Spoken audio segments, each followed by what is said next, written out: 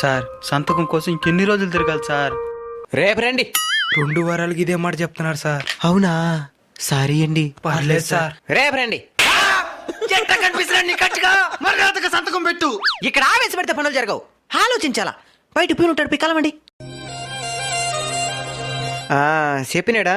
2,10,000 లంచం అంటున్నాడు సార్. 2,10,000? యాదవ్ వాడు కమిషన్ కూడా కాలేజ్ చెప్పేస్తున్నాడు. మరి ఇంకేమా, అరేంజ్ చేసుకోండి.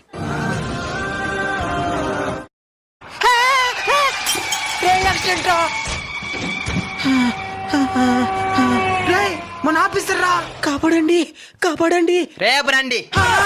దయచేసి కాపాడండి. ఇక్కడ ఆవేశపడితే పనులు జరగవు, ఆలోచించాలా.